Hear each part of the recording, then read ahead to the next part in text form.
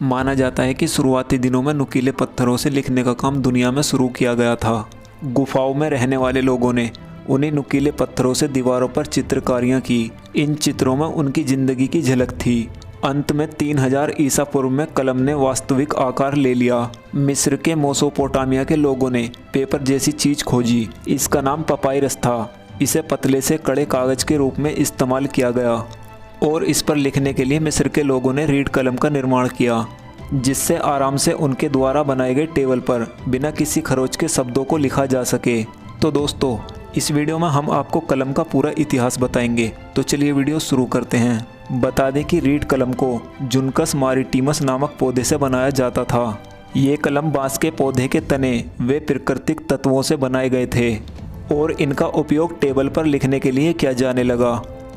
अब इसके बाद 1300 ईसा पूर्व में रोमनों ने एक धातु का कलम विकसित किया था, जिसका उपयोग मोम के टेबल पर लिखने के लिए किया गया था। यह तीखे नोक वाले धातु से निर्मित कलम था, जो आगे से पेंसिल जैसा दिखता था। इसका एक छोर नुकीला था, दूसरा सपाट था। लिखने के दूसरे उपकरण के रूप में क्विक पेन यानी किसी पंछी के पंख से बना कलम भी लंबे समय तक उपयोग में लाया गया। यह 5 से 6वीं शताब्दी में स्पेन में जीवन में आया था। हंस के पंख उच्च कोटि के थे, जो काफ़ी मुश्किल से मिलने के साथ महंगे भी हुआ करते थे और यह व्यापक रूप से इस्तेमाल किए गए थे।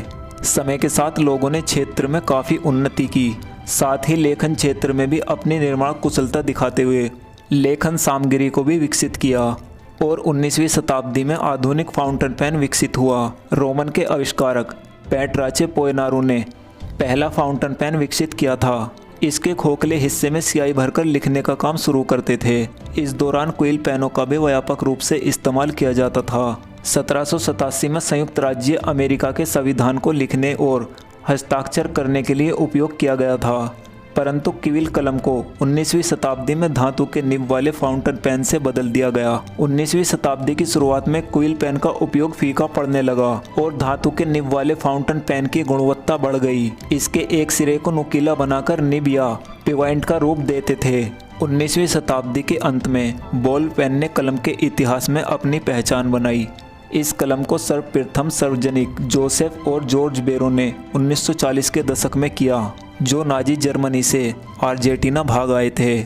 जोसेफ और जॉर्ज बेरो ने सही श्यानता वाली स्याही का उपयोग करके इस कलम को बनाया था। इस जोड़ी ने 1943 को इस कलम को बिरोम नाम से पेटेंट करवाया था और इनके पेटेंट को अर्जेंटीना में बेचा गया। द्वितीय विश्व युद्ध के बाद कई कंपनियां बॉल पेन को अपना खुद का व्यावसायिक रूप देना चाहती थी। इस मिशन का प्रयास 1940 के दशक में किया गया था, जब एवरहार्ड फेबर पेंसिल फैक्ट्री ने एवरशार्प कंपनी के साथ मिलकर अमेरिका में बिरोम से पेनों की बिक्री के लिए लाइसेंस दिया था। लेकिन अमेरिकी नव साहसी मिल्टन रेनाल्ड्स ने एवरहार्ड फेबर और एवरशार्प कंपनी को हराकर अमेरिका को अपना बॉल पेन देने के लिए अर्जेंटीना की व्यापारिक यात्रा की। उन्होंने वहां से पेन लिया। उससे उन्होंने रेनाल्ड्स इंटरनेशनल पेन कंपनी बनाई। उन्हें एक अमेरिकी पेटेंट मिला और इस प्रकार रेनाल्ड्स रॉकेट पहली व्यावसायिक रूप से सफल बॉल पेन बन गया। हालांकि रेनाल्ड्स और एवरशॉप काफ़ी समय तक सफल रहे, फिर भी दोनों अमेरिकी जनता की उम्मीदों को पूरा नहीं कर पाए। 1950 के दशक तक दोनों दिवालिया हो गए।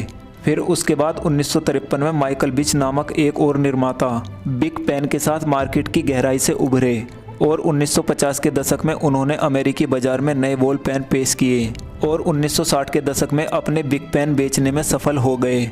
1940 से 1960 की अवधि पेन के प्रत्येक निर्माण के लिए प्रतियोगी युग था। फिर उसके बाद वर्ष 1962 वह समय था जब मार्कर पेन का आधुनिक विकास हुआ। आधुनिक मार्कर पेन का आविष्कार जापानी युकियो हारी ने किया था। टोक्यो स्टेशनरी कंपनी, जिसे अब पेंटेल के रूप में जाना जाता है, कुछ समय बाद 1963 में जापानी कंपनी ओट्टो द्वारा रोलर बॉल पेन को आम लोगों के लिए पेश किया गया था। 1990 में कंपनी द्वारा कलम के ऊपर रबड़ का एक कवर लगाया गया, क्योंकि जब भी पेन का इस्तेमाल किया जाता था तो उसे पकड़ने में दिक्कत होती थी। इसको देखते हुए कंपनी द्वारा बाद में पेन के ऊपर रबड़ का कवर लगाया गया। फिर इसके बाद तो पेन में नए नए बदलाव होते ही रहे और आज आपको मार्केट में एक से बढ़कर एक पेन देखने को मिलेगा। तो दोस्तों, ये था हमारा पेन का इतिहास। आपको हमारी ये वीडियो कैसी लगी कमेंट में ज़रूर बताना। अगर वीडियो पसंद आई हो तो इसे लाइक करना, चैनल पर नए हो तो सब्सक्राइब जरूर करना। मिलता हूँ अगली वीडियो में।